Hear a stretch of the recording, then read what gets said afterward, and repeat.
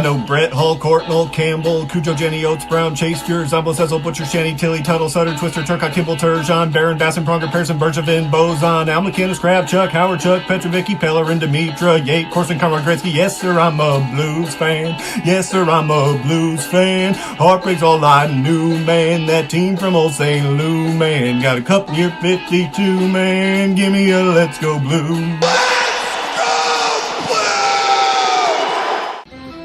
Get on your feet. Here's your starting lineup for Toasted STL. Tom Franklin, the man called Wags, and Blues Fan Reacts.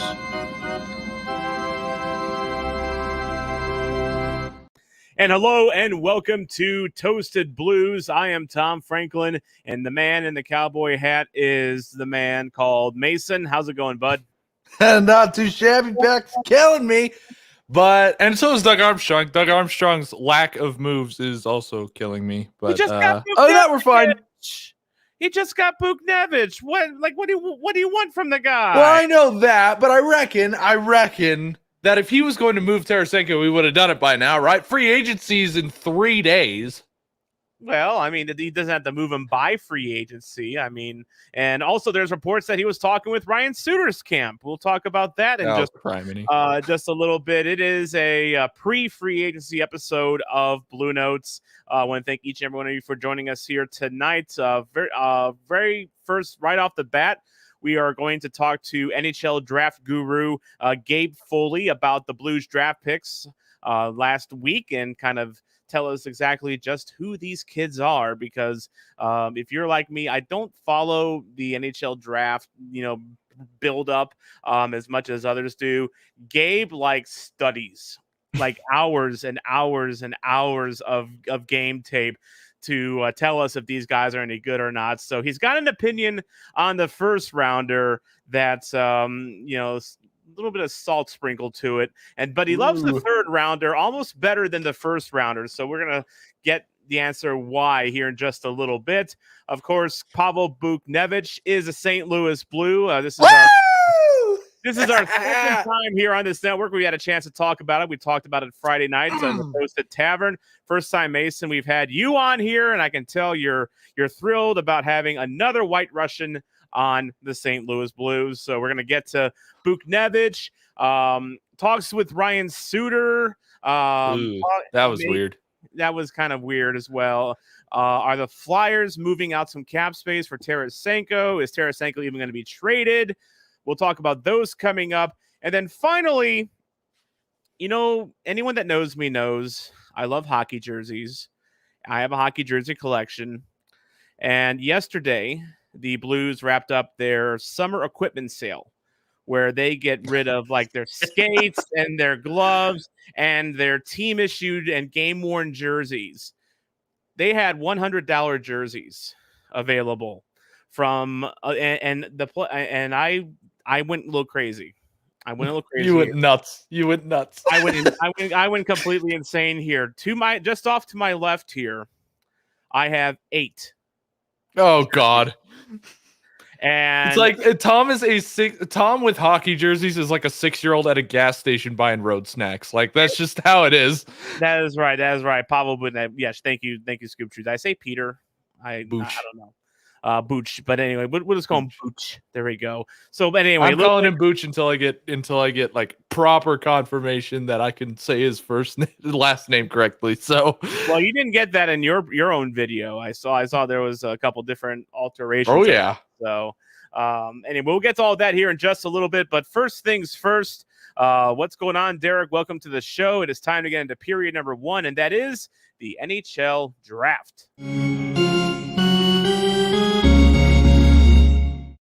And joining us now from St. Louis Game Time, also has just moved in recent months to write and scout for recruit scouting in the offseason. It is our old friend from Blue Notes, Gabe Foley. How's it going, bud? I'm good. I feel like I missed the hat memo. I was trying to dig around to see if I had something. This is a very last second thing. it's a good change of pace for the podcast. Not many podcasts are hat podcasts, so it's true. I mean, everyone, it seems like every hockey podcast anymore, like you got to have like a can of beer with you, or some sort of alcohol with you. We just do hats. We do hats. A very modest podcast. I like it. Yeah. Well, now that I'm 21, we could start with the Center Ice Brewery stuff. I mean, yeah. We kind of got a little relationship going on with them. But by the way, the modesty ends because I actually got this hat in Hawaii a month ago. So yeah, I went to Hawaii, so that's where the modesty ends. But that was like my once in a lifetime trip deal. So, Gabe, first things first. Before we get into the Blues picks, I mean, I know you're really as much into the NHL draft process as anyone that I know personally, and you actually, and I think part of it is because you actually get to write about these prospects for Recruit Scouting. You jumped there this offseason. How you're enjoying that being your focus now?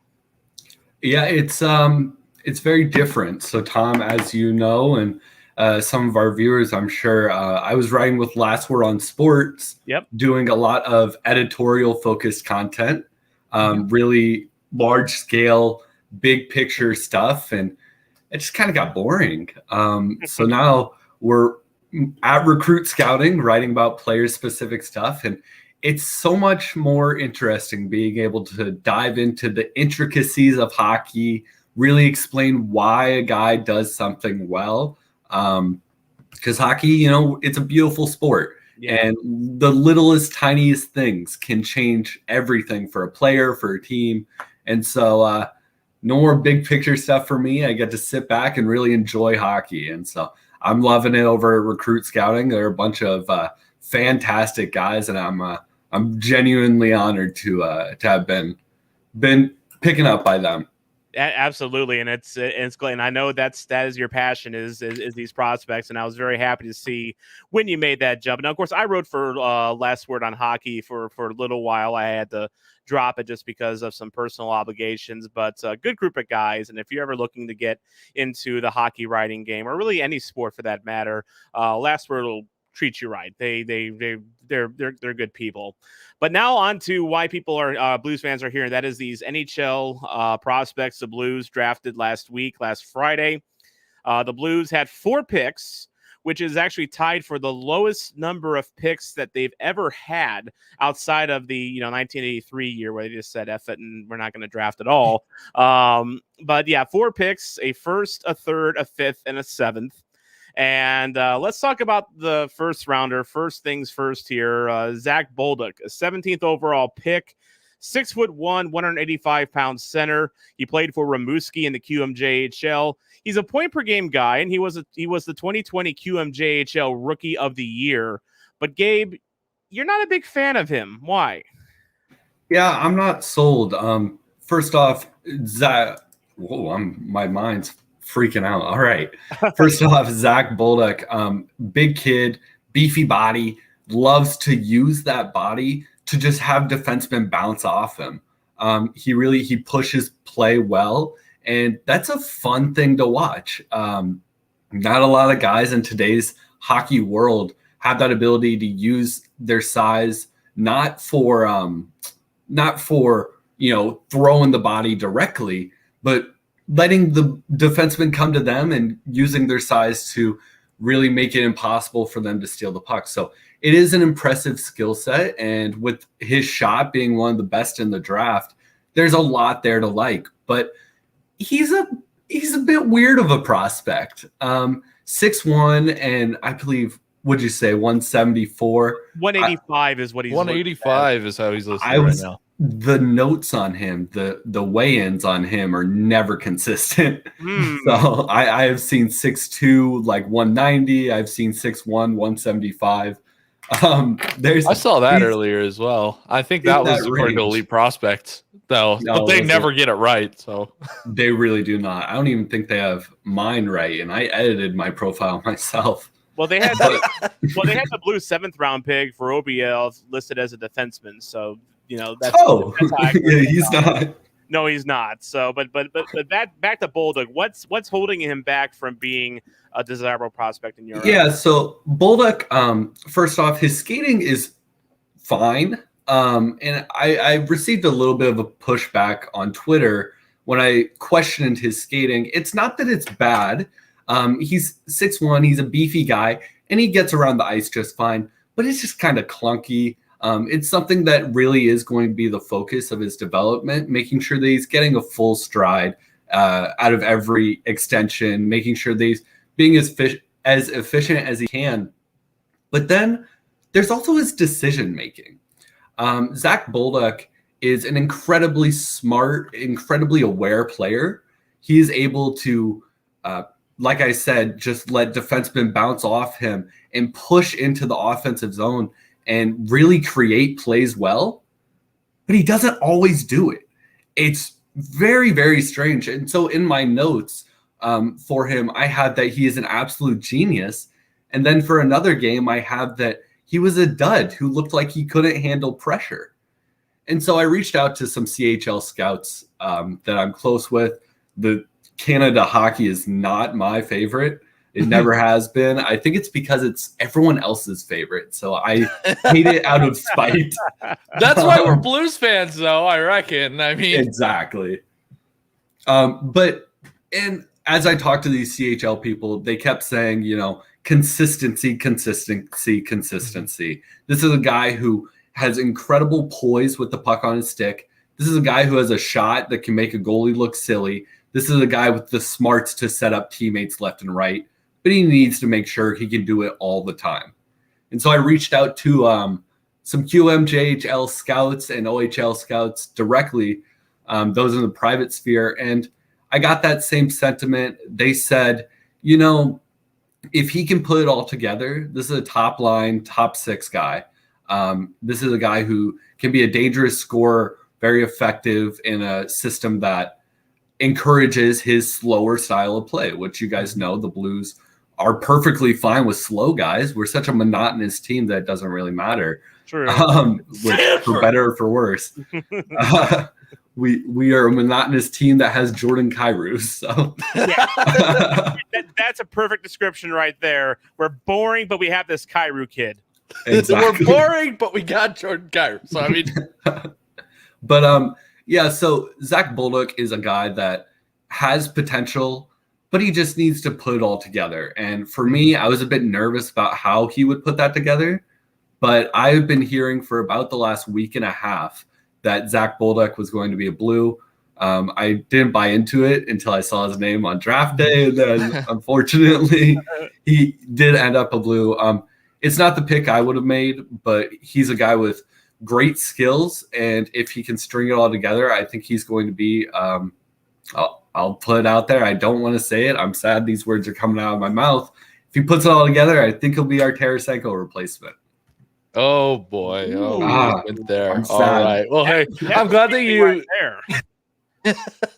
I'm kind of glad that you brought that up, though, because I read your stuff on St. Louis Game Time all the time. I think you and Dan Buffa are my two favorite writers on that whole I platform. appreciate that. So, Thank you. I love how. And I'm not, when I watch hockey, I don't really pay attention to analytics. I kind of tweeted that out earlier today. I'm very much an eye test guy. So, it's nice to get that kind of perspective from St. Louis Game Time. So you're doing a great job there. Thank you. So I've read the article on what your opinion on all four of the picks in this draft, but I'm curious, and I already know the answer on what you're going to say, but can you just go into more detail as to who you think the Blues should have picked here? Yeah, so as you mentioned that article, I said Chaz Lucius. That's a good name, by the way. Is an incredible name. Yeah, It sounds like a Slytherin. It sounds like a Slytherin like teacher, like Dark Potions teacher. Chaz Chaz Lucius. Yeah, like Snape's best friend or something. Yeah. Yes. Chaz Lucius. First off, he plays for the U.S. National Team Development Program, so I am biased. Fair. But Lucius is, quite frankly, incredible. I've never really watched a player like him. You could dedicate 3 guys on your team to tackling Lucius as soon as he steps into the offensive zone, and he would still score. He would score from the bottom of the dog pile, find a way to risk the shot up, and put it behind the goalie. It's incredible how he manages to get the puck into the tightest of tight areas and put it behind the goalie. He's got amazing hands, a great shot with a quick release that helps him really stay unfazed by pressure. He's another guy who I believe, let me pull him up on my end real quick. He is 6 foot tall, 175, and that comes from elite prospects. So we will see how accurate that actually is. 6'5", 245 pounds. Yeah. He's Zdeno Chara. He's Zdeno Chara. But he's around that same stature as Bolduc. So the Blues were drafting for size this year. I've been hearing that they want size and physicality all year long. That's what they get out of Bolduc. Lucius isn't a physical guy, but he is a guy that he's just such a great goal scorer. He's a bit less efficient of a skater than Bolduc, which is a knock against him because I'm already raising concerns with Bolduc skating. But even then, you can't pass up a goal scoring talent like Lucius. I was really hoping we'd land him. Lo and behold, he ended up going to the Winnipeg Jets, the very next pick. So I don't think we're going to lose out on a star or anything. I don't think we're, passing on Braden Point, but it's a little change that might have made him a little bit more impactful for a Blues team that really needs a guy like that. They need a go-to guy that they can put a lot of weight on and say, all right, we're kind of screwed with the young kids, so run with it, please. Yeah, I was kind of hoping that a guy like Michael Coronado would have fallen down to the Blues, because he was a guy that kind of fit that guy of the potentially exciting winger that I felt this organization's kind of lacking on. I also like Lucius. Derek liked Lucius as well. He thought that we for sure should have taken Lucius. But then something interesting happened later in a couple rounds later. The Blues traded up in the third round. They traded up 10 spots to pick a guy that, had they picked him instead of Bolduc in the first round, I have a feeling, Gabe, you would have been okay with, and that is Simon Robertson. Am I wrong to think that you actually preferred Robertson over Bolduc as a prospect? No, not at all. Very much prefer Robertson, and I cannot believe we're saying this. I reckon that's the steal of the draft, honestly. I reckon that's got to be top 3 of the entire draft, one of the best steals. So for those who don't know, I ranked 7 rounds worth of rankings this year, and in my this was so much work. I do not recommend it on anybody. So much video to watch. But it was every night at least a few hours. How many hard drives do you have, honestly, for all that video? Yeah, exactly. Do you have a server tower? No, this is all a laptop. I'm just. Yeah. It screams at me when it turns on. Mine sounds like a freight train, so you're fine. Yeah. There you go. But I ranked Robertson 19th overall, and I ranked Zach Bolduc 31st overall. So there was a gap there. Simone Robertson is Zach Bolduc, but a little bit safer, a little bit more consistent. They really are so similar, and I highlighted that in my article.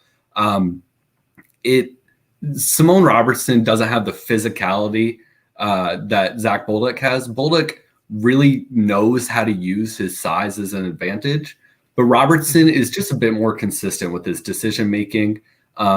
Whereas I'd classify Bolduc as a power forward, I'd classify Robertson as a sniper. He knows how to get the puck into the zone and fire a quick shot off at the top of the circles. He's very mature, played in the top league in Sweden this year, one of the best professional leagues in the world.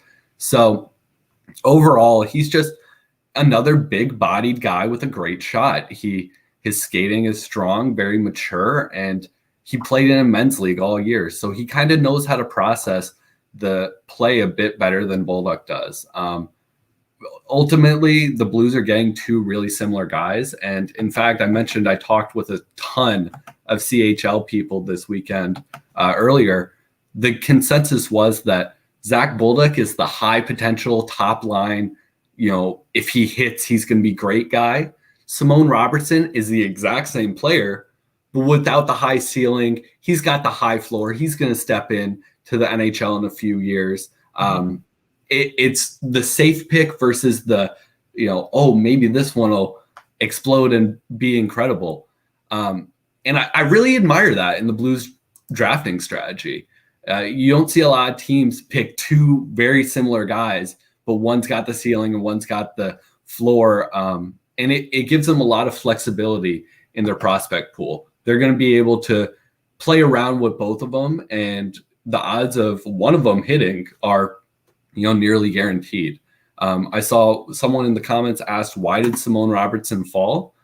Well, first off, this draft was a mess. So many guys fell that I cannot believe they did. It stressed me out all weekend long. Dylan Duke is the one for me where I was like, why is nobody picking this guy? Yeah, Dylan Duke, Red Savage, Sasha Pastujov. I just screaming at my TV all weekend. Yeah.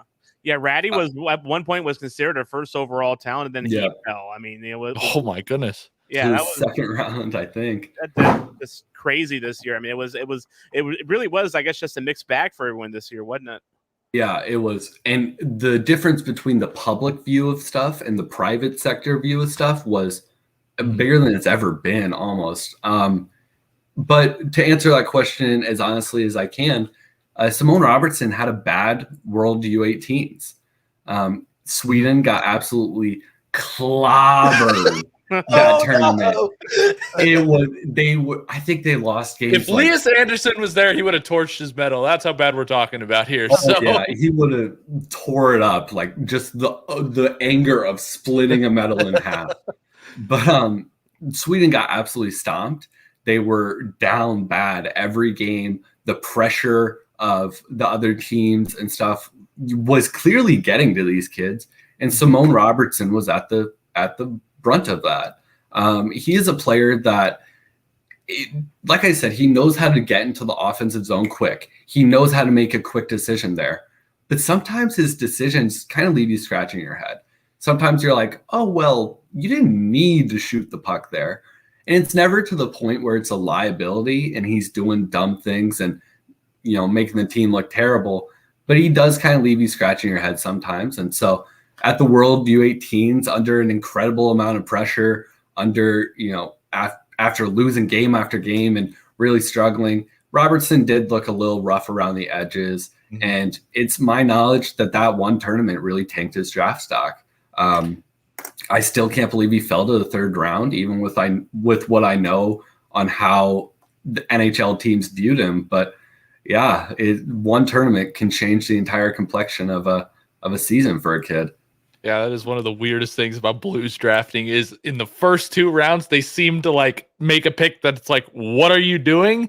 And then in the later rounds, like third, fourth, fifth, sixth, seventh, they just seem to get these steals of picks. And it's like, wait, okay, hold on. Where did this come from? It's one of the strangest things about Blues drafting. It always makes for a really fun day. But the number one, I guess kind of saying about Simone Robertson is that he's not elite at one thing, but he's just such a well-rounded player. So he's good at so many things. I guess the one thing that is really his strength is the hockey writers. I read an article from the hockey writers around him, and they said he had a top 15 shot of this entire draft class. That's being conservative. Yeah. Yeah. So it's a quick shot. It's an accurate shot. Apparently he has, people say he has such a good work ethic. Last year and really since I've been a hockey fan, I haven't really paid close attention to prospects before. This is the year where I kind of, I said, okay, maybe I should, learn about at least the top 100 just to, kind of get a feel for what this draft class is like. So I had Bolduc and Robertson on my radar. So I kind of knew what to expect. That's why I really liked this pick. I was begging the Blues not to pick Wallstedt. I was begging them like we didn't need them. So we do not need I mean, don't get me wrong. Wallstedt I think is going to be a franchise goaltender in this league, but I don't think the Blues need it. We have a Colton Nelson, we have a Joel Hofer for our future. So it would just be, I think it would be pretty redundant at that point. 5 more years of Binnington. Plus 5. Plus all of Binnington until he runs into the ground. So I guess my next question is, as we're talking about, Bolduc and Robertson and how these guys are pretty much the same caliber, but just selected like 50 picks away from each other. I'm curious who you think will crack the Blues lineup first. Oh, Simone Robertson. I don't think it's going to be a question. Really? Well, it's that he's played in a men's league already. If I'm Doug Armstrong, which unfortunately I'm not, but if I was, I am doing everything in my power to get him into the AHL this year.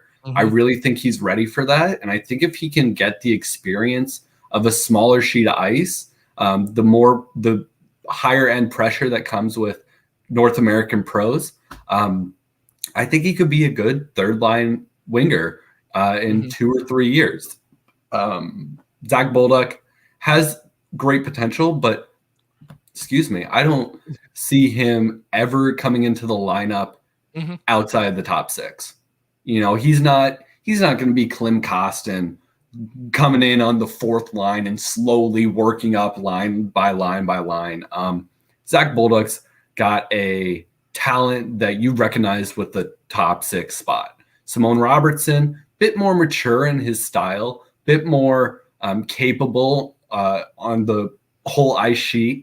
And so I think that talent is going to lend itself nicely to a third line role one day. And he's going to kind of work up. I'm trying to think.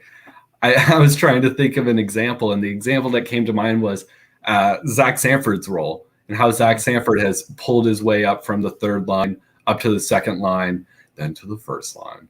And it's on all the back of it's all those inappropriate photos of Doug Armstrong. That's why exactly. It's all the nudes. He has Armstrong's nudes. He has of him and Berube. Yes. Yeah. There's no other explanation for it. To be perfectly honest. Okay, so I just want to make something clear.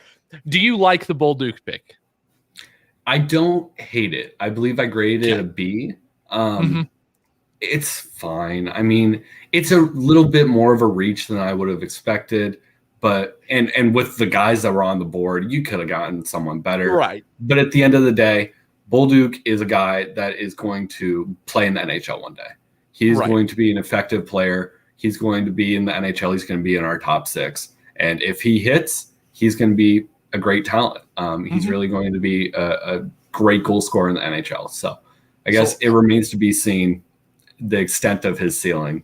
Yeah, I definitely share the same sentiment. I think Blues fans who are saying, "Oh, what an awful pick." Look at, I mean, I agree with you. There are plenty of other guys that I would have really liked Lassell on our team. I think he would have been a good fit for us. But I think that Robertson cracks the lineup first, but for a different reason, because I think Doug Armstrong really wants to take his time developing Zach Bolduc, because you don't want to duff that. Like, you're going to take this big of a risk on a guy. Clearly, this guy's been on your radar. If you see like Lucius and Lassell on the list, and you decide to pick this guy over him, who was pretty much a consensus late first, early second. Say kind of the same thing with Jake Neighbors, kind of. I didn't think you could get much more polarizing than him, but I mean, here we go. Yeah. But I think Doug Armstrong really wants to take his time to develop him. I mean, the number one good thing about taking a risk like this on a kid who's 18 is that while he might not have a totally disciplined game, you can mold him into that NHL maturity. And I think if they take their time doing that, if they take their time like molding him into the prospect that we want him to be, I think that I don't think there's any question that he'll be in the top 6 in the lineup at some point. So, yeah, and it's something we've seen the Blues do before. I mean, the Blues are one of the premier development programs in the NHL when it comes to molding guys into what they need to be. I grew up in Peoria, Illinois, and so I was a constant feature at Peoria Rivermen games back when they were our AHL team, and you really saw how much work the Blues put into making these guys in the NHL talents. Yeah, so I think the Blues were one of the best landing spots for a guy like Bolduc that kind of needs that extra attention. Well, and then, of course, those are two of the three forwards that the Blues took this draft. The other one was Ivan Vorobyov in the 7th round. I'm sure that name sounds like made up, so I don't even know if he's a real person. That's an NHL 21, like, random sim guy in, like, your 2026 season as GM. Yeah, exactly. But, yeah, 3 forwards in this draft of their 4 picks. Was this a signal that the Blues felt like many did in that their forward core was depleted and needed addressing? Yeah, I think it was. And you saw the Blues pick 2 big right wings with great shots. I mean, what you can't telepath the thinking there more clearly, I don't think. It's clear to me that they understand that, Schwartz wants to test free agency. Hoffman's probably going to sign in Montreal. Tarasenko wants a trade. We need to get the ball rolling, get some guys here. They traded for Buchnevich, as you guys are talking about, who is fairly young and is very good at hockey. Love it. And then loves them. I cannot wait. I'm so excited for that pick or that trade. But yeah, I mean, it's a draft that really telegraphs, hey, we're kind of scared that all these guys are leaving, and so we're making the moves that we have to not only refill our group of forwards, but to refill the stylistic abilities of these guys that went out. And so this year they grabbed their big right wing snipers. I think next year you're going to see them get a really good 2-way winger to fill that hole. James Schwartz leaves if he does leave, which God, let's hope not. See, I actually think that Doug Armstrong's galaxy braining us here, because this draft was such a crapshoot that he's like, let's get future picks in drafts where we actually know the prospects. So let's pick less right now where everything's like hockey doesn't exist. And then let's take it into a draft where, I mean, we can actually see what these prospects are all about. Do you think that might be just a little bit of the incentive to move up 10 spots? Yeah. You hit the nail on the head. The Blues, the last few years, have really had little draft picks. They trade them away a bunch. Armstrong has been very liberal with how he treats his draft picks. And yeah, you're right. He's been really treating these next few years picks a lot more respectably. They have 6 picks next year, all 7 or 5 picks next year, all 7 in 2023. Those are 2 drafts that are absolutely filled with talent. You're getting whatever you want that year or those years. I mean, the top 3 of both of those drafts are going to be franchise altering guys, but the entire top 100 are guys that have high potential. So yeah, you never know what's going on in Doug Armstrong's brain. Even as I hear from people within the Blues saying, oh, well, they're thinking about this, or this. Well, then they go off and trade for Buchnevich, and it's something just crazy. Out of nowhere. Like, hey, I'm just going to fleece an Eastern Conference team again. It's like, go for it, Doug, go for it. It's exhausting. I don't know about you. Buchnevich wasn't even on my radar of players that the Blues should make a move for. I mean, kind of like maybe at the back of my head, but like never in my full radar. And I actually want to address this comment by Derek, who we're more excited for, Hoffman last year, Buchnevich this year. I think it's fair to say we're all going to say Buchnevich, right? Yeah. Yeah. Yeah. I mean, Buchnevich is a lot more of a complete forward than Hoffman ever dreams to be. I mean, he's just, basically the best report I heard on him is that he is basically equally good at creating offense as he is at preventing offense. To me, that is just a perfect Craig Berube pick. And to get him for Sammy Blais in a second, who, by the way, Sammy Blais, you talk about those deep gems that the Blues have found over the years, 6th round pick, Sammy Blais, by the way. And then a 2nd round pick. To me, it's a bargain. I mean, I understand the Rangers had a wealth of wingers, and they had to, something had to give. And Buchnevich was a restricted free agent, so I guess he was the ideal one to go. But they surely could have gotten more for him, you would have thought. But oh well, we'll talk more about that in the next segment. Getting back to this year's draft, just real quick. They did draft one defenseman in the 5th round, Tyson Galloway. Big kid, 6'4", 214 pounds, played for the Calgary Hitmen of the WHL.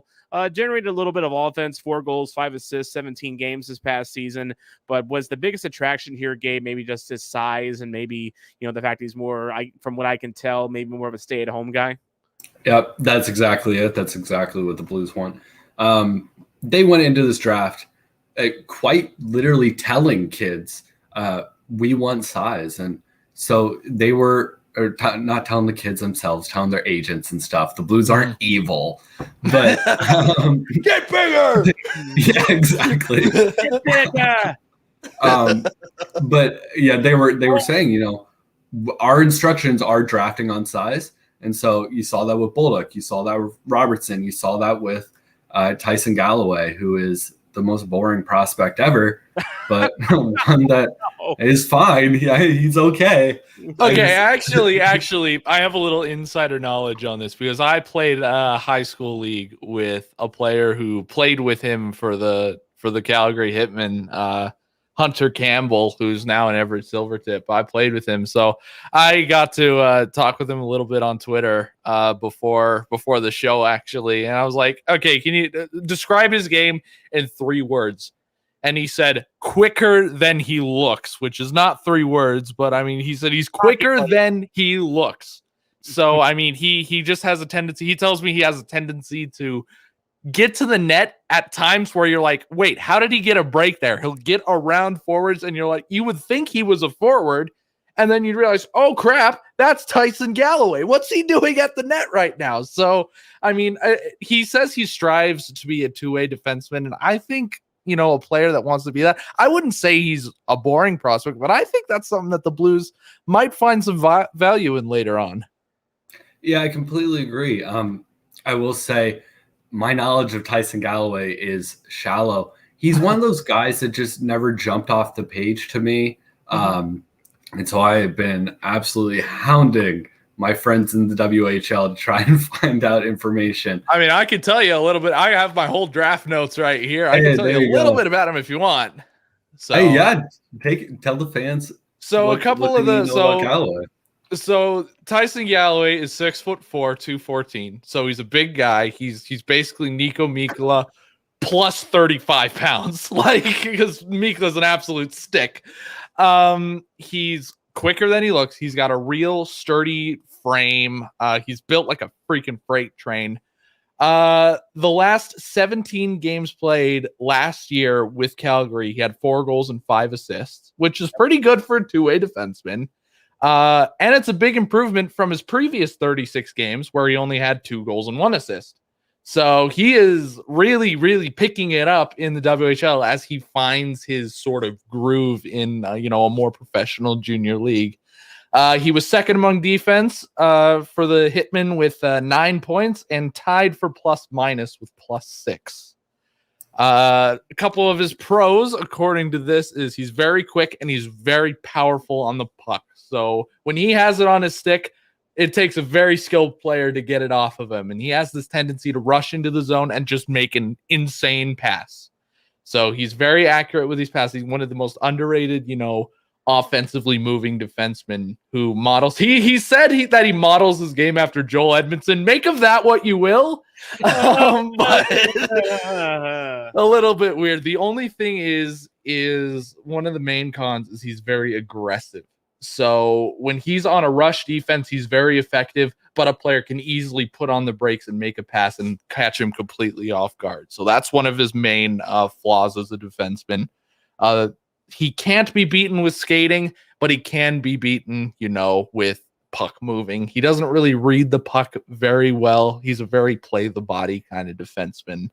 So that's about all I have on him. But like I said, 6'4", 214 at 18. Okay, go for it. But hopefully he turns into the Colton Parayko of our dreams. Who knows?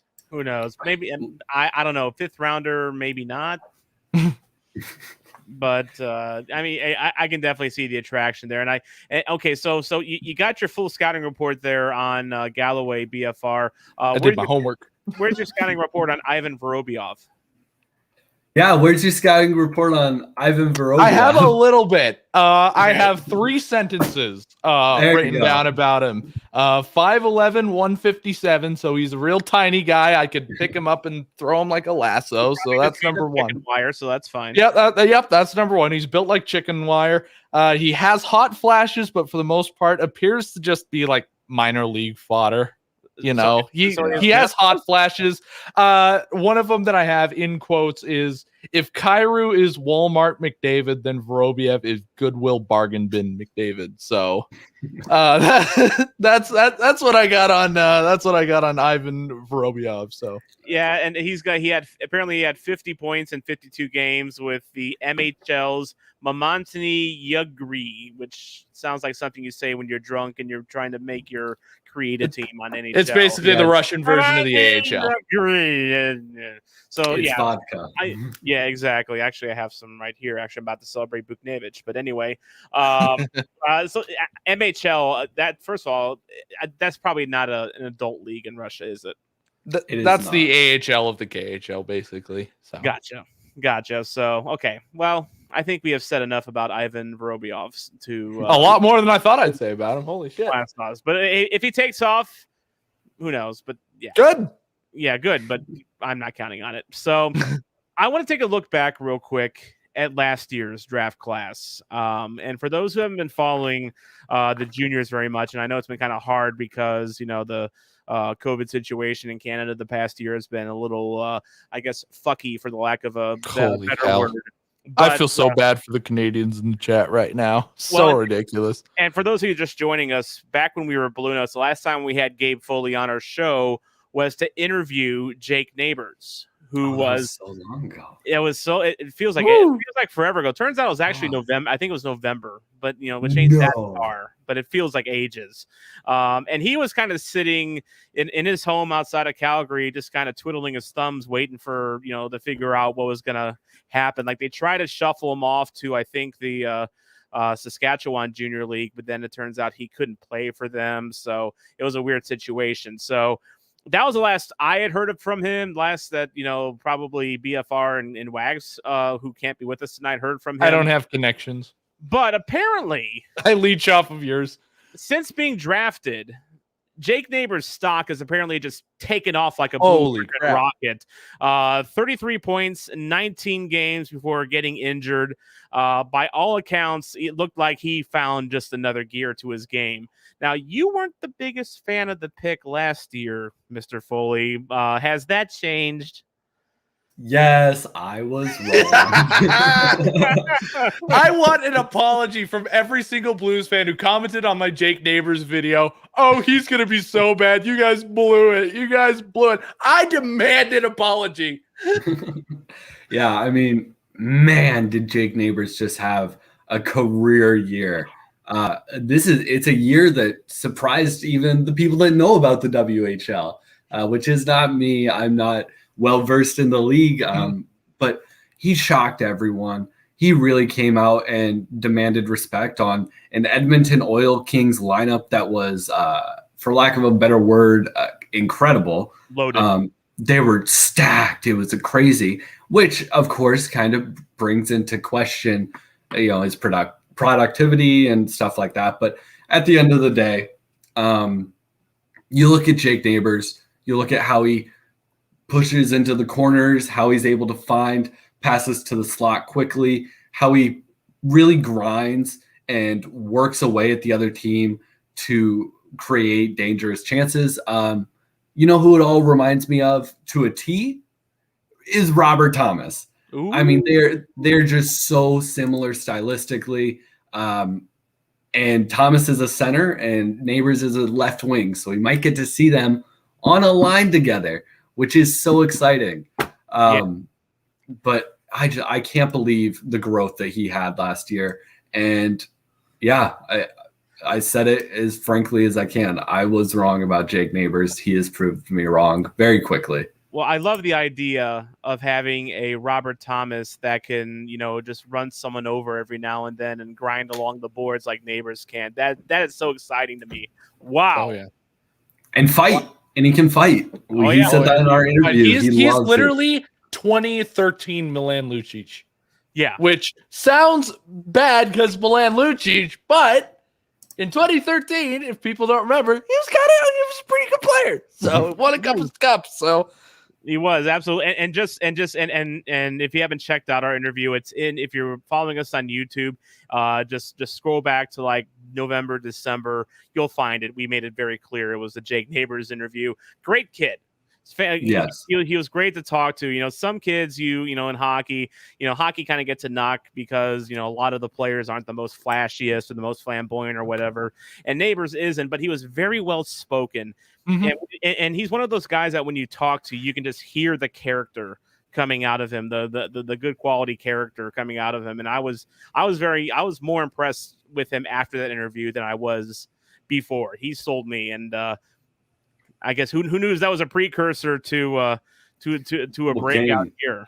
Yeah. Well, the same with Colton Ellis too. We kind of had the same thing with him. So exactly. We interviewed him, and suddenly I think that's a sign of something. We should interview more. Let's interview Zach Bolduc right now, and he's going to be an all-star in 2026. I think that's the rate that we're going on right now. Yeah, let's get Ivan Vorobyov's agent on the phone. We're going to make him the breakout superstar that we always thought he could be. Yeah. Oh yes, we always thought he could. We always believed in you, Ivan. Always. Oh, we didn't laugh at you at all. No, never. No. But speaking of last year's draft, Jim Thomas at the Post-Dispatch noted today, quote, "Big day for Blues prospects at the World Junior Summer Showcase in Plymouth, Michigan. Tanner Dickinson, who was a 4th-round pick in 2020, scored 2 goals. Dylan Peterson, who was a 3rd-round pick, had an assist for USA. The Blue Squad won 4-2 over Sweden. Leo Loof had an assist for Sweden. And then the Loof! The Loof is on fire. And then also, I guess Robertson also played, but he didn't register on the scoring line. Dickinson, Peterson, 2nd-line guys, by the way. I know you were hyping, I think it was Peterson of those 2 last year that you thought could be the real breakout guy. Do you have any more reason to be excited by the 2020 class based on a year after they were drafted? Quite honestly, what was that? I was saying, neighbors aside. Oh yeah, Neighbors aside, he is terrific. He's going to be an NHLer hopefully next year. Hopefully, I bet he cracks the lineup next year. That's what I'm praying for. I have a lot more reason for hesitation with this class. Actually, Dylan Peterson had just played his freshman year at Boston University, and he only scored 6 points in 16 games. The concerns that I had with his play kind of still hung around, and after a year after their draft, saying that is kind of, all right, let's start working on these, kid. Hey buddy, let's exactly, maybe not suck, huh?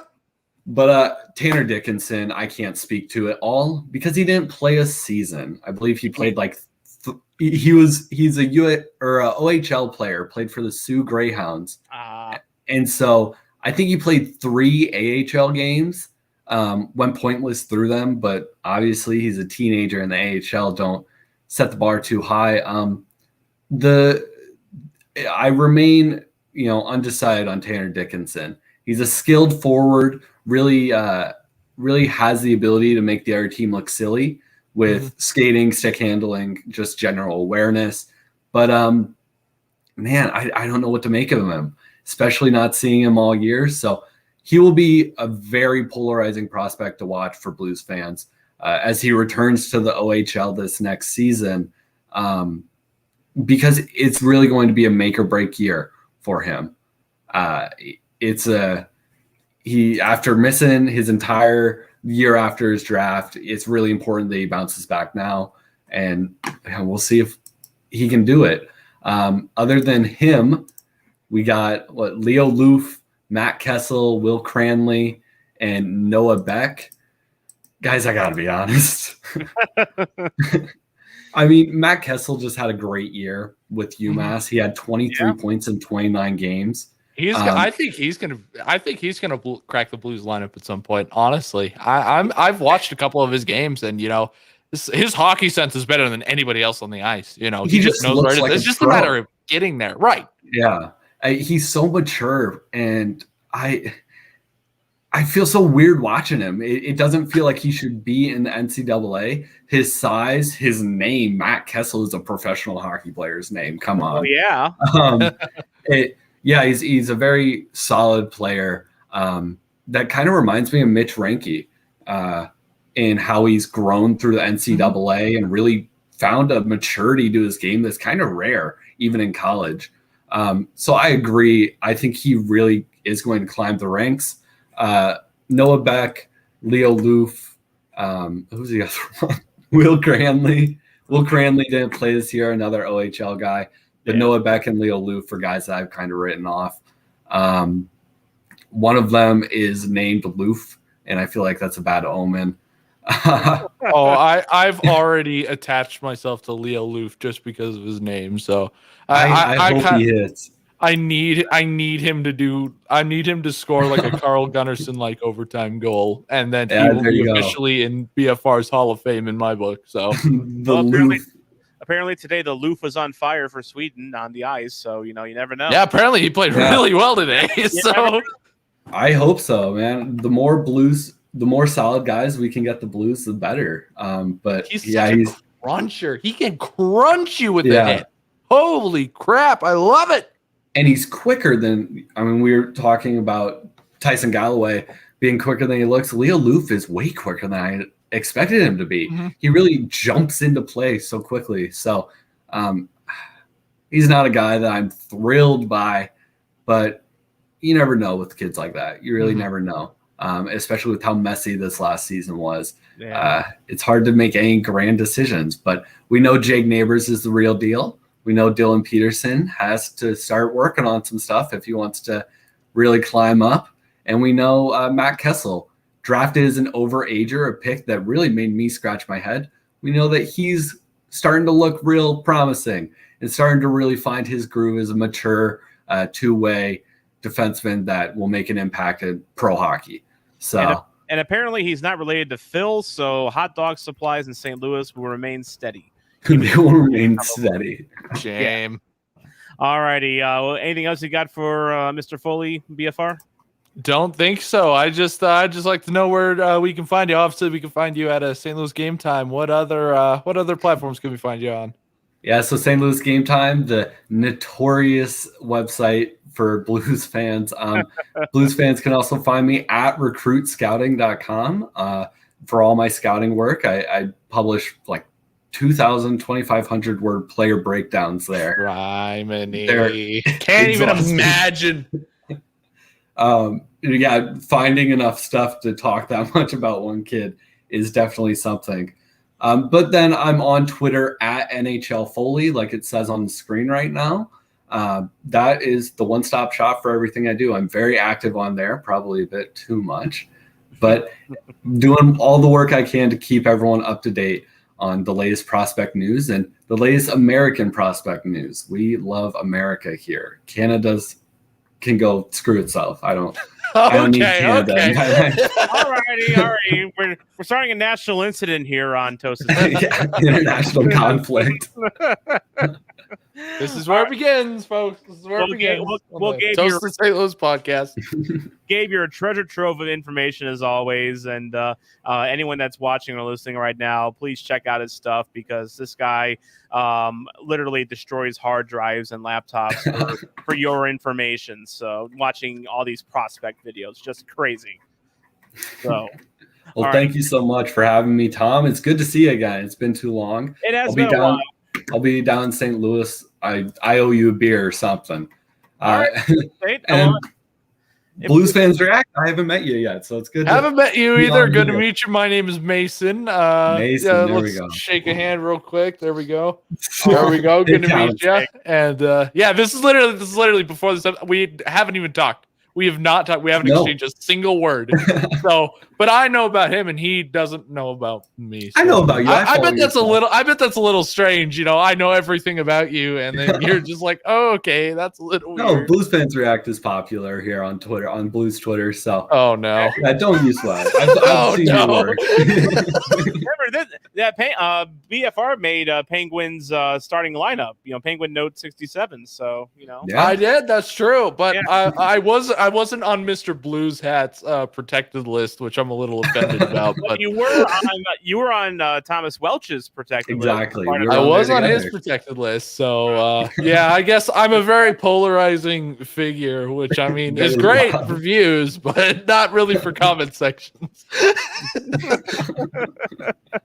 Well, awesome. Thanks again, guys. Was great coming on. I can't wait to be on again with Wags here, so I can yell at Wags some more. Looking forward to that. It's always enjoyable. He's actually playing hockey tonight himself, so he's one bad back injury away from being a full-time podcaster like BFR is. So, like Blues Fan React, yeah. Because you have a bad back injury. Oh my gosh! I think Tom watched in horror as I downed 3 ibuprofen before I sat down. So. Oh my goodness. Three. There was probably like 6 there. Come on. Shush, my mom watches this. Okay, fine. It was just 5. Mason's mom. Just half a bottle. No. Here we go. All right. Awesome. Thanks again, guys. I'll see you later. All right. Gabe Foley, the NHL draft guru. Lots of good info. I feel a lot better about the draft talking to him, and I feel a lot better about Simon Robertson. And maybe I should make one of these jerseys that I plucked from the equipment sale. Simon Robertson. Who knows? I feel so enlightened right now. I mean, I was going to do my entry draft in a nutshell video last night, but I was like, the way my laptop is positioned, my bed is right behind it. So I'm just watching it. And I'm like, oh, I want to climb in you so bad. So like halfway through, I was like, yeah, I fricked up the same like 5-word sentence like 10 times, and I'm like, yeah, that's it. Nope, we're going to bed now. So now I have more to talk about here. So I'll probably just end up stealing the Galloway and Robiov segment from here and just like lazily putting that on and just talking about the first 2. So yeah, this is good. This is a blessing in disguise for me. I don't have to do as much work. Yeah, no, steal away. So if you joined while we were making fun of Robiov and wondering about Tyson Galloway's NHL prospects, and you missed our talk on Bolduc and Robertson, it'll probably be on BFR's video. That's basically what we are trying to say here. Shameless plug. Yes. So on to period number 2, and we are a couple days away from free agency. What in the hell is going to happen these next couple of days? Let's talk about it. Period number 2. But before we get to talk about the latest wheelings and dealings from the St. Louis Blues, I meant to do this Friday night on Toast to Tavern because it is a tavern and you do these things when you're in a tavern. A salute to our newest White Russian, Pavel Buchnevich. And I feel it's only appropriate that I just shotgun this vodka right here. I'll finish off my Ostrovia. vanilla Coke.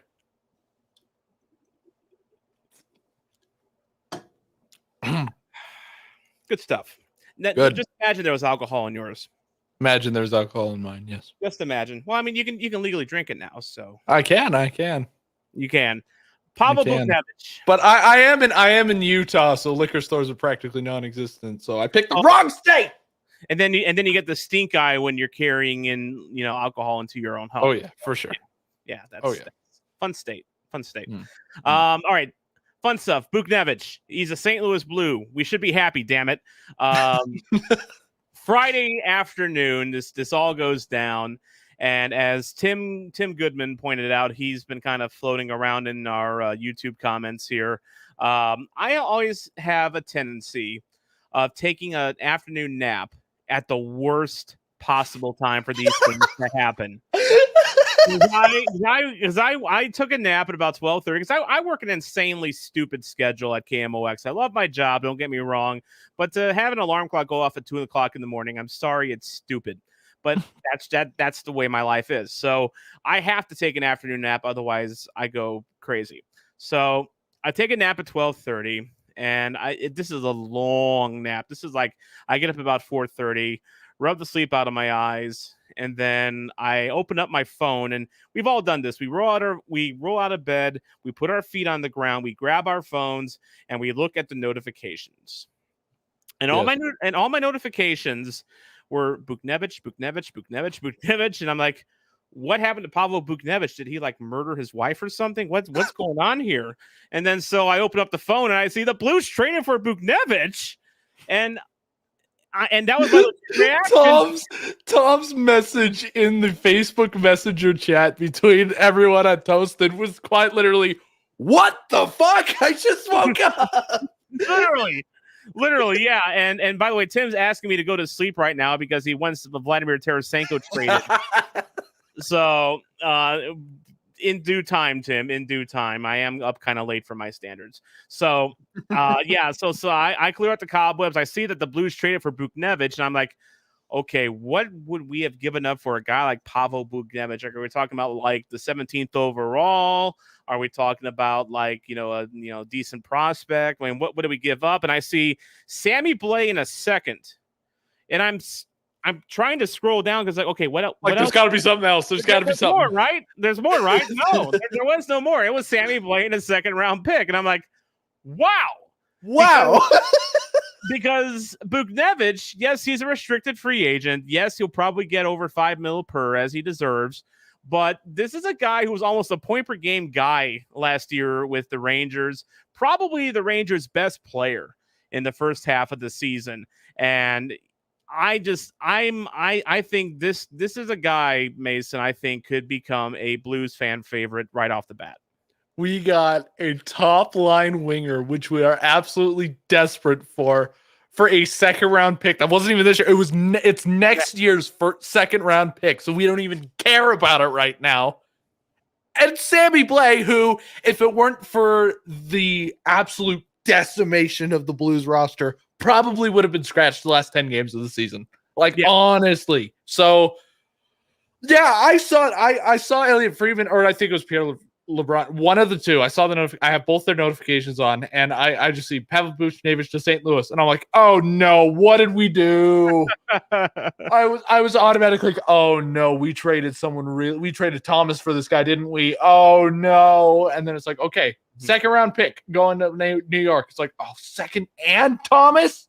Oh crap, we just got Blais. There's like Sammy Blais also part of the package going. And I'm like, oh gosh. So I'm like dreading the next notification to come by. And then I get the Blues notification, and it's just those two. And it's just playing a second. And I'm like, please. He did it again. He did it again. Yeah. The first time I popped up my Twitter, my first notification I popped on, I think it was Habs Nightly, one of our old hockey podcast network accounts, basically tweeted like, well, I guess Tom Franklin and Toast of St. Louis are happy right now with this. And I scrolled right by the gif of someone crying on the Broadway Boys Twitter account for the Rangers. And I just ignored that, and I said, holy crap, Armstrong just shivved Chris Drury and left him lying in blood. So that was no tact whatsoever. No, absolutely none whatsoever. But when you pull off a heist like that, you can't help but just, shoot for the moon. The more I think about it, the more that I'm starting to think that this is a better deal than the Braden Shen trade. Well, yeah, we didn't give up 2 firsts and a Coke. You didn't give up 2 firsts for that. No, you do when you're getting rid of a Coke dealer. Right. Of course.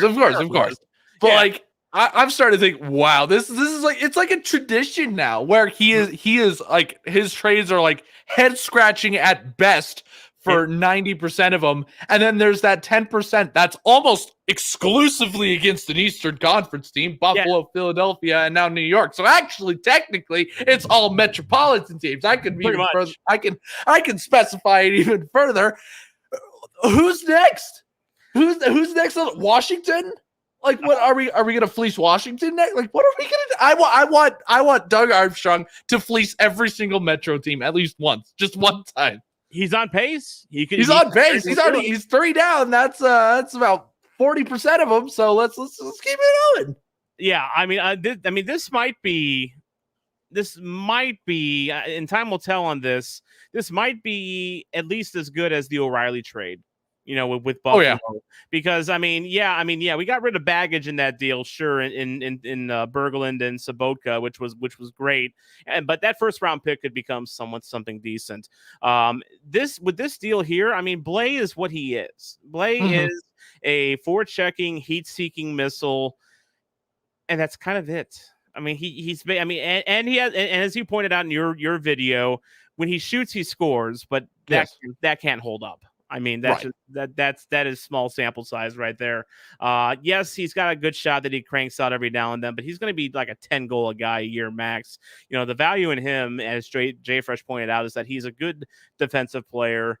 But yet I don't recall him ever being like on the penalty kill for the Blues. I don't think. Nope, I don't think so. Be on the PK, so it's like you're basically getting a bottom six body, and a second round pick, which if Buchnevich, does good things for the Blues and the Blues do good things in the playoffs, probably won't be more like a third round pick, by the time they go. So this could be a trade that, you kind of understand it coming from the Rangers perspective, but this is one they could rue. I think for a good long while, this is going to be a tough itch to scratch over the years, because as JR pointed, he got a text about Buchnevich from someone very familiar with him. The scouting on him is terrific guy, emotional player, good offense and defense, plays with energy. I can't think of a better prototypical Craig Berube player than Buchnevich. Can you? Oh yeah, definitely. He's one of the best. He was one of Berube's favorite player, bar none, in this entire league. Honestly, when we talk about Sammy Blais, I told Rangers fans in that video, I'm like, you might have gotten fleeced, but like Sammy Blais will be a valuable guy. I think he's going to be a fan favorite in New York because he brings a style that New York really hasn't seen. So I think he'd be a good fit for there. I don't think there's any issues of him staying in the lineup for New York, just because their bottom six isn't as deep as maybe the fans and the management wants it to be. So I don't think there's going to be any issue keeping him in the lineup. While Blais wasn't on the penalty kill, I did notice he was out there a lot when the other team had an empty net. I did notice that. So in the dying seconds of the third, protecting a lead, I did see him out there kind of establishing. He was the guy he was almost like the rover of the team. I don't know if people remember, but when hockey was very early, there used to be a seventh guy on the team that was called the rover, and he'd stay on all game and he would just run around hitting people, and that's it. So I think Sammy Blais definitely fits that role really well. He's very defensive minded. I think New York fans are going to like him. They're probably going to give him a hard time just because, he was traded for, but exactly. I do think that eventually he will grow on Rangers fans. And I also said, the worst case scenario, he's a great trade asset. We just got Pavel Buchnevich for him. So, make it out what you will. So exactly. And, and as I told the Broadway boys, they're getting a guy in Sammy Blais that he never takes games off. He's all heart. He does have a limited skill set, but he does his job, which is to be a forechecking guy and a defensive minded guy. And he does it fine. He's probably going to be a compliment to Barclay Goodrow, for the Rangers, who's a similar type of a forward. So, and that's probably something the Rangers really needed. I think the Rangers needed some toughness in their lineup. Buchnevich is, can provide a little bit of that, but I don't think he's as heady of a player as Blais is. So, he doesn't have quite the physical presence as Blais does. He does, but it's not quite there. Blais just has this thing. He delivers a crushing hit every single game. Buchnevich doesn't really strike me as that kind of player. And if he's playing on the top line with the rumor is O'Reilly and Perron, then I don't think there will be a need for that. So that is a hell of a top line, by the way. Oh my gosh, that's disgusting. That's so disgusting. I was going to ask you where you ultimately see him partnering with, and you know what? I don't want him anywhere else. I want that. I don't want him anywhere else either. It's definitely got to be O'Reilly Perron. And then you can put Landeskog with Shannon Kyrou, I guess. If the Landeskog thing pans out. If it pans out, and if Tarasenko is traded, which By the way, I guess there's some talk that. I think he's gone. Like I think Berube will literally, if he has to get a 6th round pick to get him out of here, then he will. I don't think he's that desperate. I think he will. I think he is. He'll get something for Tarasenko. He'll get something for him. It's just that. Oh, I think so too. But if push comes to shove, if that's what it takes, then I think Doug Armstrong could be like, okay, that's what it takes. So what's going on, Project Caster? Thanks for joining us tonight. Howdy. But yeah, I think Doug Armstrong might be going through something that I think any one of us would have, and that is you're trading away Tarasenko. You have that responsibility of shipping Tarasenko out of town. You're going to want to be really satisfied with what you get for a guy like Tarasenko who has meant so much for the franchise in the past decade. I can understand why, maybe, I'm not saying he is, but I can understand Armstrong maybe being a little gun shy to fire that Tarasenko trade if he's going to have to cover salary or if the return's not going to be what he wants to be, which, by the way, I think and I kind of talked about this with the Toasted Tavern guys Friday. I think the market for Tarasenko will open up as you have guys like Hyman going to Edmonton. Landeskog is going to sign with someone. You have Voracek and Atkinson swapping places essentially. So those are two teams that no longer need that type of a winger, although maybe Philly might still come knocking. Who knows? But yeah, I think as more players go off the market, there's going to be teams that would have wanted those players that are like, damn, I didn't get them. Who else is available? Tarasenko's available. Maybe we can go get him. So that's maybe where the market comes on. So I can't blame Armstrong for being patient. Me neither. Because maybe some team who misses out on another winger will come calling and say, hey, let's go ahead and talk about that first rounder for Tarasenko. Yeah, but I think both of us can agree that he's played his last game as a Blue. Like, I don't think there's any way in hell that he's playing another game, honestly. The relationship, from what I've heard from insiders and from, people in the locker room, I've heard that the relationship is just kind of beyond repair. And that sounds bad, like there's like a total fight going on. That's not that way. Nah. It's just that that both guys want to move on from each other, which, it's a business. So you respect that. That makes sense. Andy Strickland reported today that there was mutual interest between the Blues and I am so glad that didn't work. Audio listeners, that is literally Mason dropping a deuce as we speak.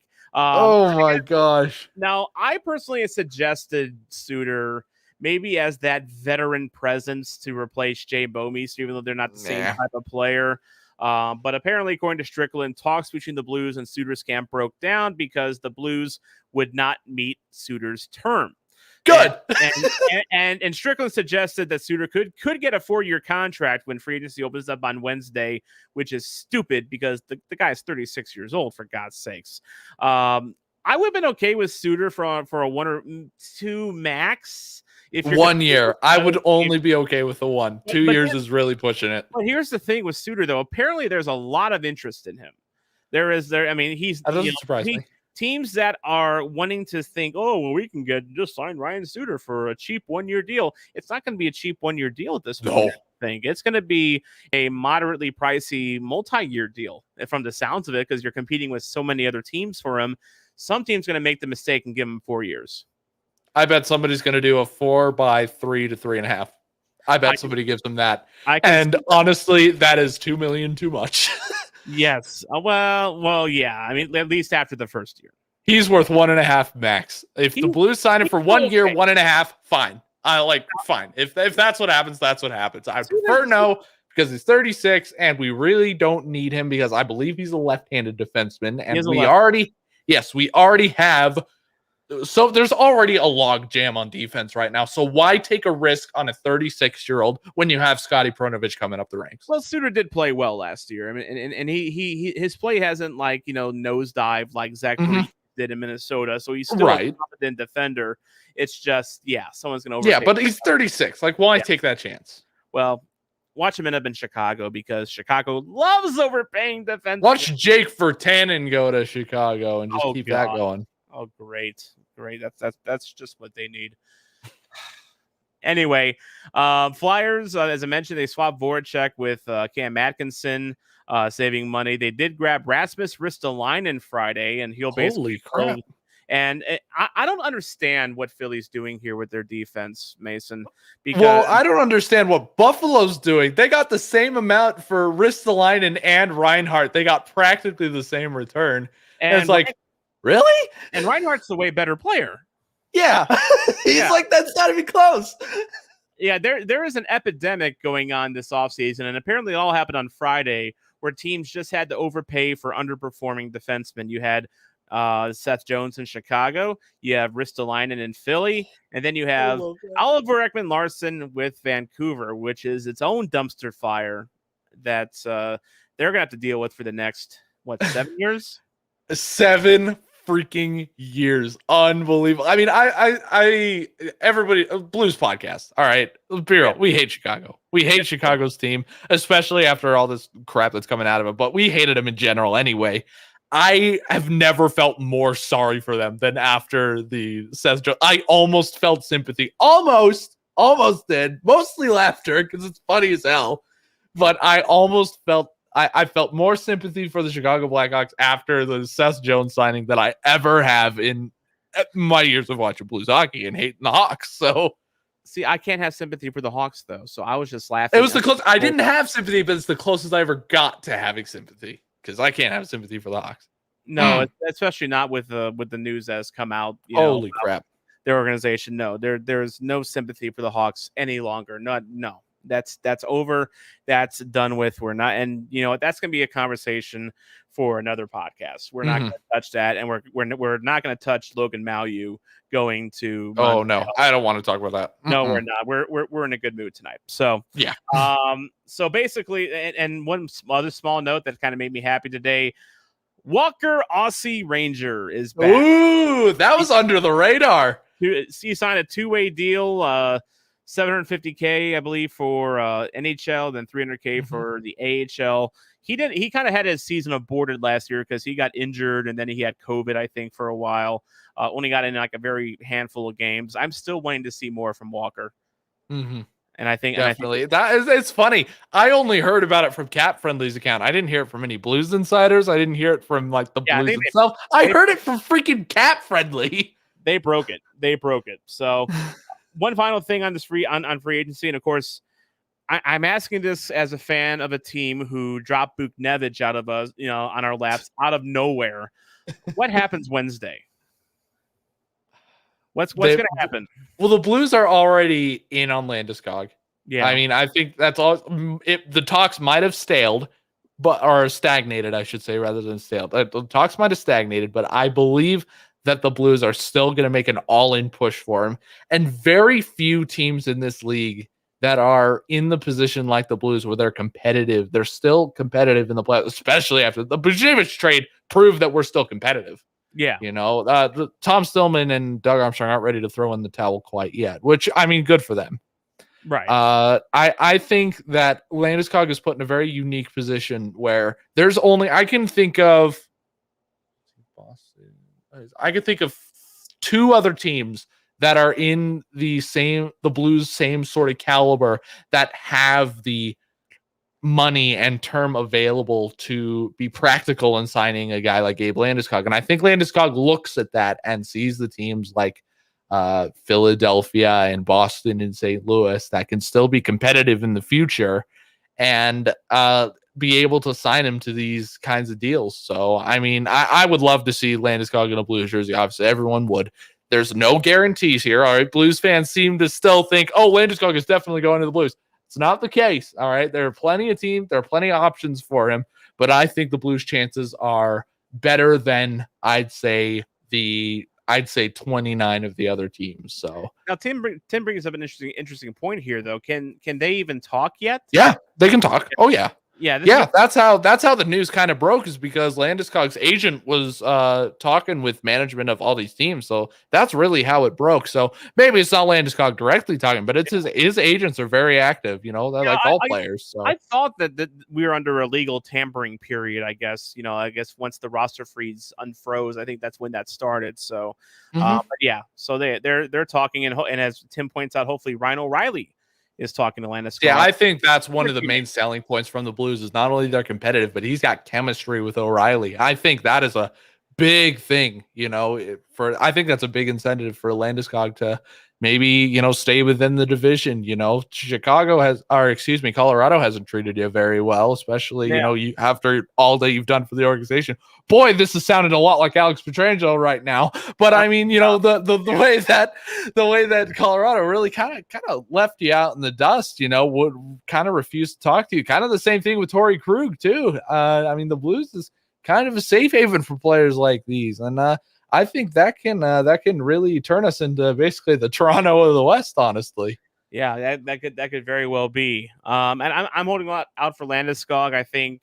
Oh yeah, I truly believe the reports that the Blues are going to go all in on him, and to the point where I don't know what else they do on Wednesday besides, unless they find themselves a defenseman that a defensive-minded guy, maybe a backup goaltender, maybe they bring in an actual legit veteran to challenge Ville Husso and not just John Gillies, who is John Gillies. I'm not convinced he actually exists. So I haven't heard anything about him. We're going to do something kind of weird here. We are going to take a quick timeout because one of the hosts has to use the restroom. So I will be right back. And Blues Fan Reacts, anything you want to talk about, the floor is yours for the next 2 minutes. Go. All right. Well, I was sort of put on the spot. Thanks for that, Tom. Appreciate that. Holy crap. Okay. So, hello, people. Welcome to the Toast of St. Louis podcast. I'm your host, Blues Fan Reacts for BFR's Corner. We're actually going to be, there's actually talks among this group that I'll be getting a segment about, the best things and the best news and the worst news coming out of the Blues organization for the next for it would be a weekly segment kind of thing. That would be fun. Let's see, what is there to talk about?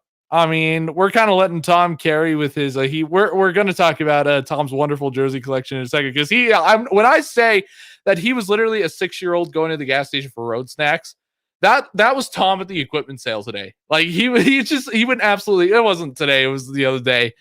He went absolutely ham on these freaking jerseys. And I'm curious, actually, it brings up a good point. I would like you guys all in the chat to pronounce Buchnevich, like spell out how you would pronounce his name, because I'm still not sold that I know what I'm talking about. Russell Clark chiming in. Let's talk about this crappy hat that you're wearing. I happen to think this hat is pretty cool. I'll have you know, this hat is very nice. I got it in I got this hat in a gas station in the middle of nowhere, Scipio, Utah. So that's where this comes from. It is crappy. It was $20, but I mean, it looks good on me. I think. Yeah, it's fine. I think it looks good on me. Yeah, it's probably better than my hat. That was like a record-breaking piss you had there, Tom. I'm kind of impressed. I think this is a Blue Note / Toasted St. Louis first. I've never had to bail out of a podcast to answer the call of nature like that. That's a first. But I was having ants in my pants since we started talking to Foley. So, by the way, Tim says my crappy Jake Allen jersey that time. Shots fired, Tom. Tim just spoiled part of the next segment here, and that is a day of impulse buying at the Blues equipment sale. And if you wanted to travel back to the 2000s era St. Louis Blues and reconnect with some of the players that you had filed way back into your memory banks, well, Matt D'Agostini jumps out at me. D'Agostini was not available at the equipment sale, but some interesting guys were. So let's go ahead and do it. Let's go to period number 3.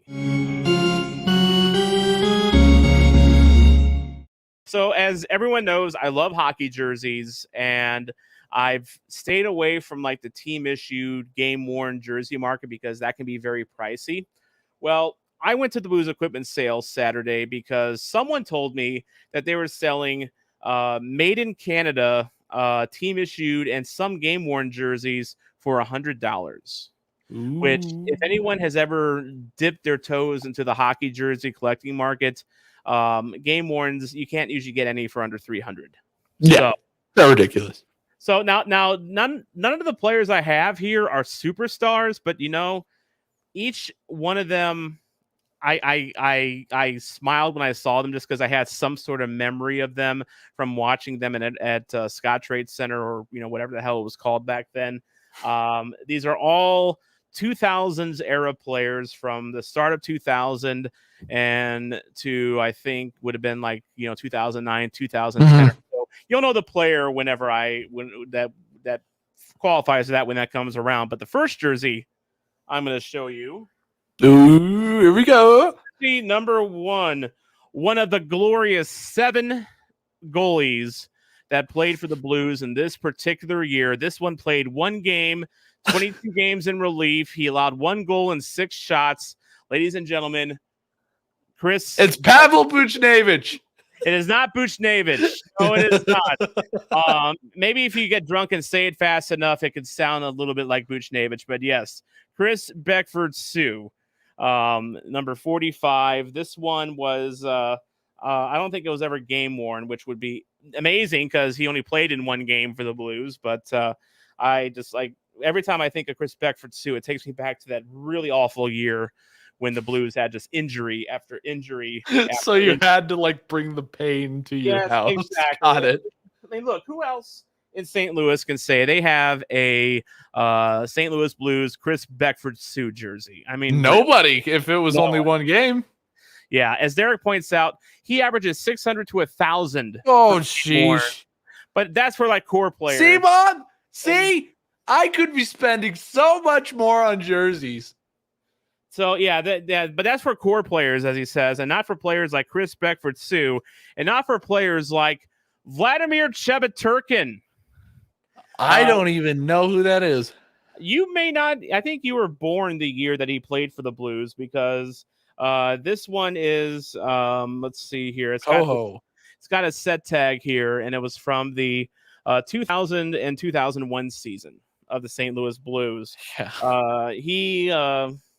I always liked his name. That's literally why I got this jersey, is because I always liked Chebaturkin. That just feels like your prototype Russian defender type of a name. So Vladimir Chebaturkin in the fold. Now here's one that's interesting.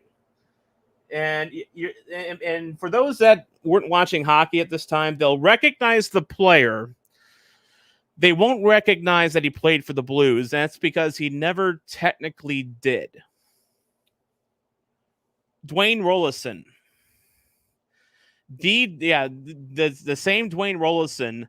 He was a starter for many years for the Edmonton Oilers in the 2000s. Don't even know who that is. Wow. Yeah. It was a little before your time. I know. I'm a young boy. I'm a little boy. I'm a little kid. You're a youngin', but this jersey was also from the 2000-2001 season. It was part of that set. Right on. Rollison was he played for Worcester, the AHL team that year, and to my knowledge, he never got called up to the St. Louis Blues that year. But I think they just made these just in case he ever did. And then he went on to Edmonton, and then he became an all-star goalie for Edmonton. So of course. But the Blues couldn't give him a chance because of reasons I don't know why. So darn. But as Derek points out, why am I getting all these jerseys of players of irrelevancy? The quality of made in Canada jerseys is definitely a tier above the commercially available authentics. It's hard to explain, but the fabric on these jerseys here, much thicker, much heavier, just much more quality. And then of course the stitching is all done professionally. So that's the difference. And of course, you can't sell these jerseys because a lot of these jerseys that I got here, they have like snags and puck marks on them and things that wouldn't make them, like, if you were, some couple in Ladue, let's just say, and you wouldn't buy a jersey that has, jersey pulls and scuff marks on them from, of course, action. That's a huge jersey. But for nerds like me, I mean, I just had to indulge. Jersey number 4, one of the most unappreciated Blues defenders of all time, as we learned in Blue Notes last year, Sasha Havanov. Havanov. It's pronounced Havanov. Okay. Yeah, Sasha Havanov, not Kahanov. Like I pronounce it Kavanov. Kavanov. Yeah, no, it's Sasha Havanov. Okay. Yeah. I know that one. This is from the 2001-2002 season, and if you take a closer look here, let me get one here for you. This one has like an obvious scuff mark. This one, let's see, there are some other ones on here as well, but it probably would be hard to see on the screen. I remember him because he was Mark Bergevin's defensive partner. That's right. He was back in the day. But that Havanov is also obviously game used. So it doesn't say which game, but it was obviously he saw some action. Probably the most modern jersey of all the ones that I got here. And this one is a guy that you That's might a recent one. You should remember Wade Redden. Wade Redden. Yep. The Ottawa Senators legend that never was. The legend that never was.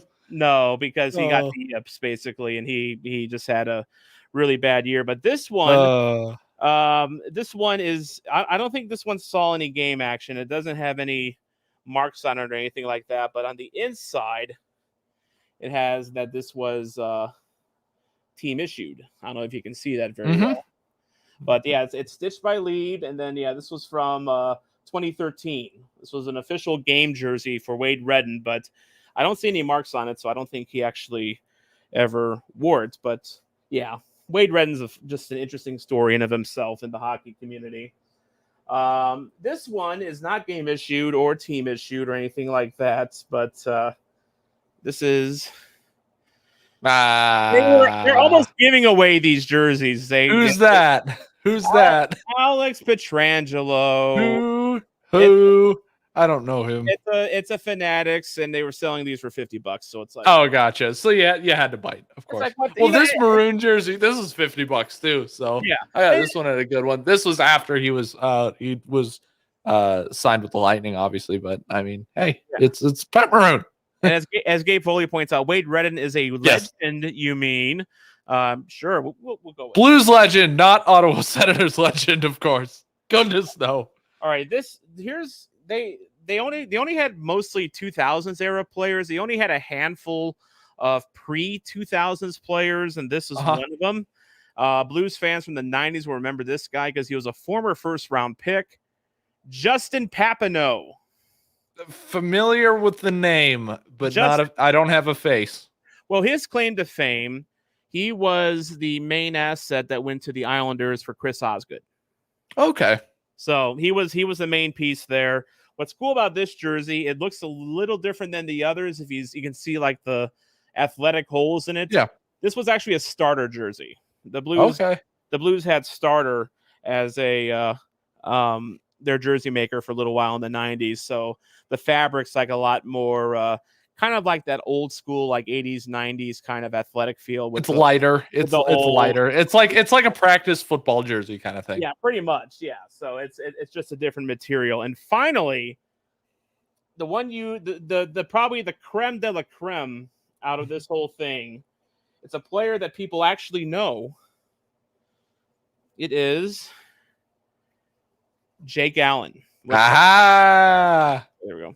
Dang it. Well, this jersey is not agreeing with me. There we go. That's Jake a Reebok. Allen. There we go. And it's a Reebok.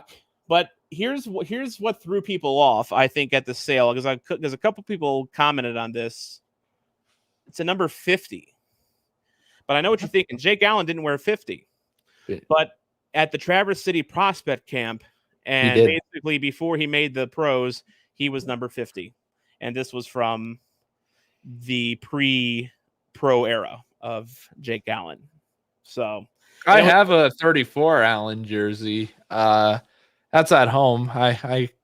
Gosh, maybe I should bring that over here. Maybe I should take that back here. Who knows? Tim wants me to burn this jersey with fire. No, never burn an Allen jersey. Allen is a legend in St. Louis, and we respect Allen. Tim hates the ground that Jake Allen walks on, so that's wow. He's a certified Jake Allen hater. Yeah, King Angus. By the way, if you want this jersey, let's talk. Dude, he could use that as a tent. He could, because Angus is tiny. He's tiny, and this is a goalie style size 58. So it's basically right at about a 3X. Oh yeah, he's using that as a tent for sure. It's goalie style, so it's like really boxy. So, but yeah, they had, from what I could tell, they had just one more Allen left among their entire supply of team issued game worn jerseys, and it's like, you know what? It's Jake Allen. I've got to do it. So. Yeah, that's my I paid way too much for those. I realized that, but you know what? I was in a car accident recently, and that basically financed all this. So got it. Nice. Thank you, car accident. Okay, so Tim says he's a legendary choke artist. Yeah, probably true. Probably. So I kind of want to know what you think of Ville Husso then. Yeah, Tim. How about that Ville Husso? How about that Ville Husso guy? Because if you said that you like him, then I'm going to call bullshit. Yeah, if you would say you'd rather have Ville Husso over Jake Allen, Tim, we can no longer be friends. and we've been friends since, he's been my friend since we were next door neighbors in high school. Oh, wow. Yeah, that's how far we go back. So, I want Tim to come out and say he'd rather have Husso over Jake Allen. And Russell Clark, I know, is right there just to tell him, shut your mouth. So, and you don't cross Russell Clark. No. He's not a man to be messed with. Oh boy, so we're starting an American versus Canadian war, and now we're starting a Husso versus Allen war. Got it. The great Husso Allen war of 2021. Let's go. We need to talk about something else besides COVID. So, Derek says they aren't that bad. Both of them have. There we go. Blues, and Tim says there we go. Husso over Jake Allen. I can't right now. Tim, what are you doing? I just can't, dude. Yes, Allen is so bad that the Montreal Canadiens protected him. That's how bad he exposed is. Carey Price. And exposed Carey Price. Their franchise. Who, by the way, did you notice that Carey Price had knee surgery and he should be ready to go for the next season? All of a sudden, he's better. Sudden. Remember when they were saying, they were calling him a cripple. And they said, his career will never be the same. And then Seattle passes on him because they're scared shitless. And they're like, okay, slight correction. Absolutely. Just instant buyer's remorse, that felt like. Because I don't think seriously, it sounds like that no one in the organization knew that he grew up in the region and is considered a legend in that region.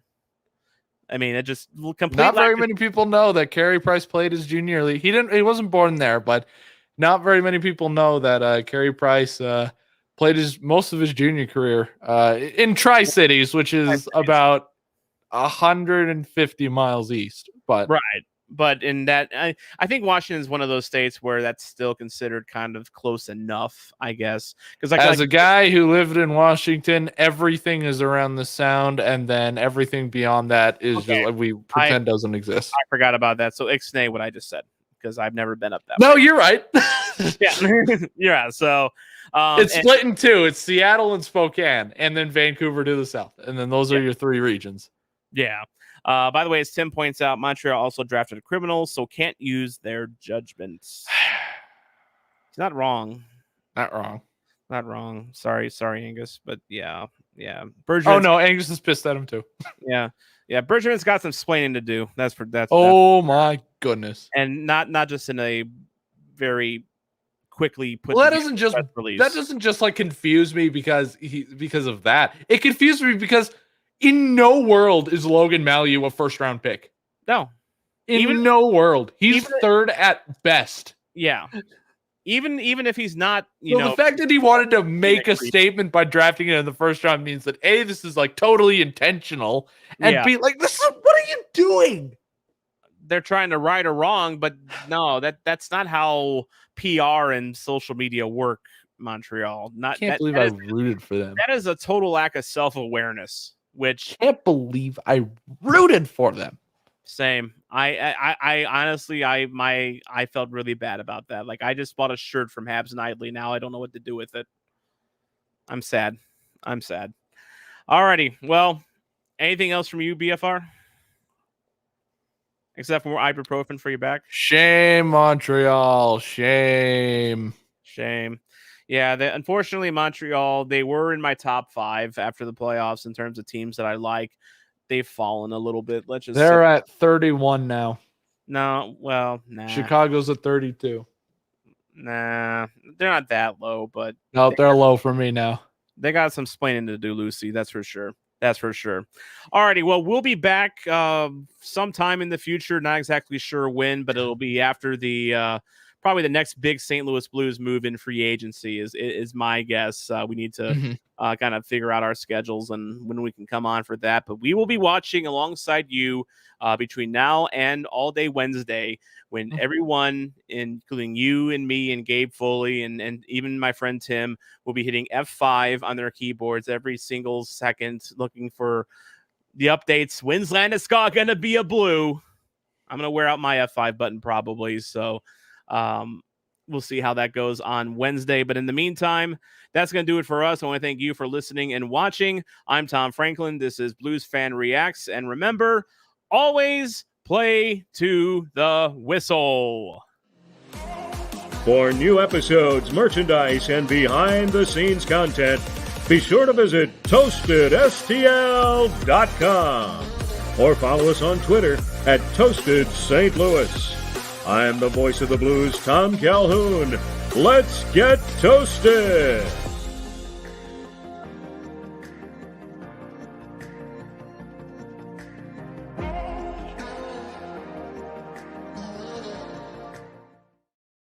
By the way, breaking news, Tim Goodman has quit his job so he can... Oh, shame. That is how serious free agency is, guys.